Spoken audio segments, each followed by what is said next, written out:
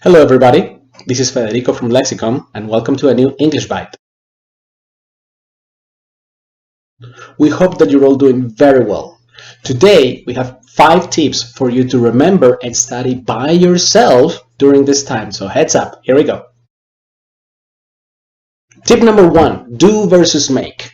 It's still a problem, so remember this. Do is for routines and make is for products, tangible or intangible. So remember this. During this time, you can do yoga, you can do exercise, you can do some cooking, right? You can do some embroidery if you're a little more classical. But remember, they're all routines, they're all processes. And many people are making bread. Many people are producing bread. They're making bread, they're making cookies, they're making decisions, they're making changes in look. Okay, so remember, that's do versus make. Do is a routine, make is a product. You remember the modal verbs? That's tip number 2. You remember the modal verbs?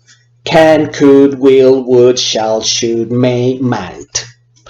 They never have a preposition after them. Okay, never. We never say, I can to play. No, I say, I can play. We must to work. No, the correct expression is, we must work. There is never a preposition after modal verbs. Tip number 3 has to do with questions. Remember that most questions in English have to do with an auxiliary. Okay, where do you work? What can you cook? The only questions that don't have auxiliaries are the questions about subjects when we don't know the person. We just conjugate the verb. For example, if I say, Diana likes to sleep, I just remove Diana and I say, who likes to sleep? And that's the question. The answer is going to be Diana. Diana does. Diana likes to sleep. Who is going to the soccer game? Nobody, because you shouldn't go to the stadium right now. Tip number 4 has to do with time. Remember, when you want to ask the duration of something, you ask with how long. How long is the movie? How long is the quarantine? How long is this going to last? And then when you want to know the moment between now and a moment in the past, you use how long ago. How long ago did you graduate university? How long ago did you start working at your present company? Okay? How long for duration and how long ago for the distance between now and a moment in the past.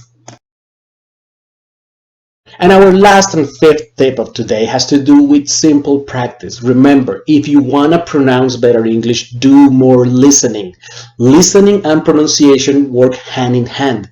The more we listen to correct English, the more we will pronounce correct sounds. And the more we listen to correct English and pronounce correct sounds, it will be easier for us to identify the correct sounds when we hear them. Okay? So listen and pronunciation go together.